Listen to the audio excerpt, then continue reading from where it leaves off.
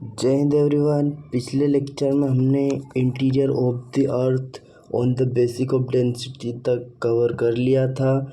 यह हमारा ज्योग्राफी का 5th लेक्चर है। आज हम इसमें पढ़ेंगे इंटीरियर ऑफ अर्थ और कॉन्टिनेंट किस प्रकार बने हैं उनके बारे में।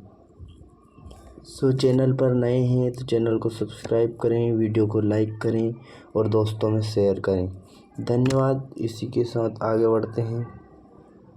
ये हमने पढ़ लिया था कि इसका आगे हम पढ़ेंगे based on chemical composition. Chemical composition के आधार पर हमारी अर्थ को कितने भागों में बांटा गया है, इसका जो एविडेंस है वो एडवर्ड स्वीज ने दिया है। तो हमारी अर्थ को 3 भागों में बांटा गया है, क्रस्ट, मेंटल और कोर। क्रस्ट मतलब सियाल, मेंटल मतलब सीमा और कोर मतलब नाइफ। यानी कि कोर में सिलिकॉन एंड एल्यूमिनियम पाया जाता है, तो सी से सिलिकॉन, एल से एल्यूमिनियम। मेंटल में सिलिकॉन और मैग्नीशियम पाया जाता है और कोर में निकल एंड फेरस पाया जाता है। और इसके आसपास मैग्नेटिक फील्ड होती है, जैसा कि डायग्राम में दिखाया गया है। इसके बाद हम देखेंगे डिसकंटिन्यूटी इनसाइड द अर्थ। अर्थ में डिसकंटिन्यूटी किस प्रकार पाई जाती है, तो डिसकंटिन्यूटी 5 प्रकार की होती है। कॉनरेड डिसकंटिन्यूटी, मोह डिसकंटिन्यूटी, रैपिड डिसकंटिन्यूटी और गटनबर्ग डिसकंटिन्यूटी। जो क्रस्ट और अपर मेंटल के बीच में रहती है उसे हम कॉनरेड डिसकंटिन्यूटी कहते हैं, और जो अपर क्रस्ट, लोअर क्रस्ट और मेंटल के बीच होती है उसे हम मोहो डिसकंटिन्यूटी बोलते हैं। और अपर मेंटल और लोअर मेंटल के बीच जो डिसकंटिन्यूटी होती है उसे हम रैपिड डिसकंटिन्यूटी बोलते हैं। और जो लोअर मेंटल और आउटर कोर के बीच रहती है उसे हम गटनबर्ग डिसकंटिन्यूटी बोलते हैं। और जो आउटर कोर और इनर कोर के बीच होती है उसे हम लेहमैन डिसकंटिन्यूटी बोलते हैं। और यही वेरियस एग्ज़ाम में और एनडीए का PYQ इसी में से पूछा गया था। उसके बाद continental drift theory. Continental drift theory किसने दी थी, तो ये क्वेश्चन भी बन सकता है, तो अल्फ्रेड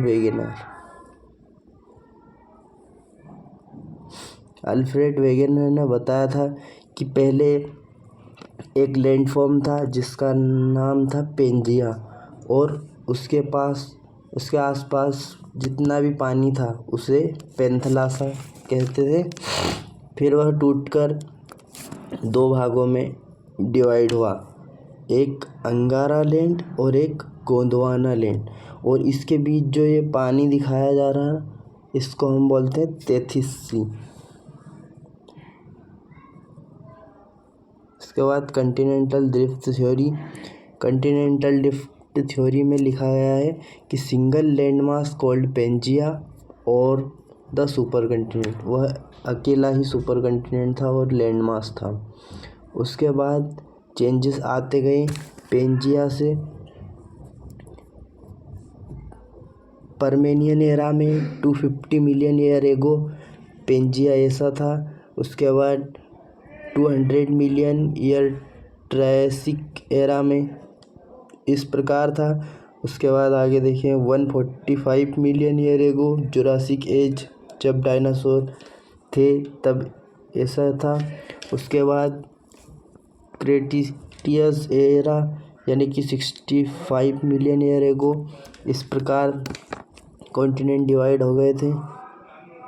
और प्रेजेंट में अब ऐसा है जैसे Africa, Asia, south America, north America, Antarctica और यूरोप इस प्रकार बटे हैं। तो उसके एविडेंस के बारे में हम बात करें तो अल्फ्रेड वेगेनर ने इसके बारे में एविडेंस बताए कि जो fit of the continent jigsaw fit, जो एक कंटिनेंट दूसरे कंटिनेंट से जुड़ते हैं वो फिट हो रहे हैं। इसको हम डिटेल में नीचे देखेंगे, अभी तो इसके पॉइंट हम पढ़ लेते हैं। फर्स्ट पॉइंट था fit of the continent jigsaw fit. Second, similarity of fossil in continent. उसके बाद थर्ड पॉइंट है similarity in age of rocks along the matching coast lines.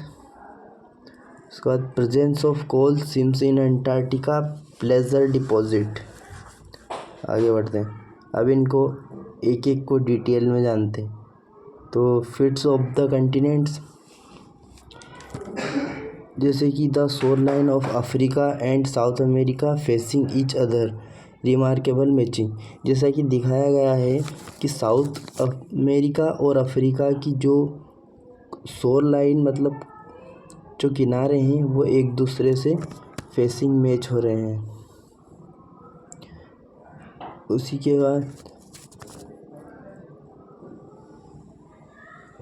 Second point था हमारा कि similarity of the fossil different continent, मतलब एक जैसे fossil जो कि दूसरे कंटिनेंट पर भी पाए गए। जैसे Mesosaurus was a small reptile adapted a shallow broad water and skeleton of this are found in South America and Brazil. ये जो मीजोसोरस नाम का रेप्टाइल है ये साउथ अफ्रीका में भी पाया गया है और साउथ अमेरिका में भी पाया गया है, और ये पॉसिबल नहीं है कि ये इतनी दूर जा सकता हो।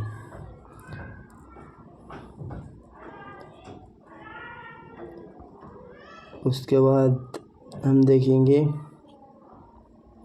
एक ये है similarity in the age of rocks, मतलब rock along the matching of coastline. दो कोस्ट लाइन जैसे कि with the help of radiometric dating we are come to know that rock of South America and Africa are the same age, मतलब radiometric dating से की मदद से हमने जाना कि जो साउथ अमेरिका एंड अफ्रीका की जो कोस्ट लाइन पर जो रॉक पाई गई है वह सेम एज की है। उसके बाद हम देखें प्लेजर डिपॉजिट। तो placer deposit, the occurrence of rich placer deposit of gold in Ghana coast in Brazil coast. Ghana coast और ब्राज़ील कोस्ट पर सेम डिपॉजिट प्लेजर डिपॉजिट पाया गया है, मतलब दोनों का गोल्ड सेम ही है। उसके बाद presence of coal of Antarctica, मतलब coal formed from organic matter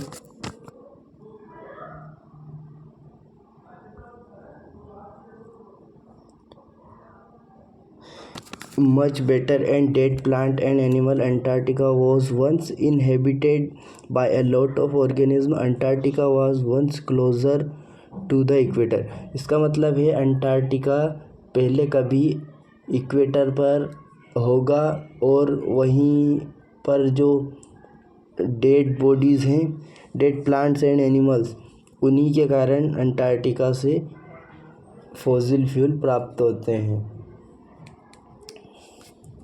आगे बढ़ेंगे, थ्योरी वाज रिजेक्टेड। इतना सब बताने के बाद भी अल्फ्रेड वेगेनर की थ्योरी को रिजेक्ट क्यों कर दिया है इसके बारे में हम जानेंगे।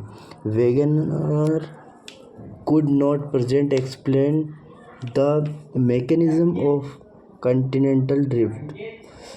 तो वेगेनर उसको प्रेजेंट और एक्सप्लेन नहीं कर पाए थे, जो कि mechanism of drift, continental drift को। उसके बाद आगे हम पढ़ेंगे forces behind the drifting of continents according to Wegener. तो force of attraction of the moon and the sun, centrifugal force, the polar fling. इसी के साथ आज का लेक्चर यहीं ख़त्म होता है। लेक्चर में अंत तक बने रहने के लिए धन्यवाद।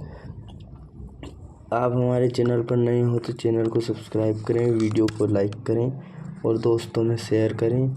धन्यवाद। जय हिंद, जय भारत।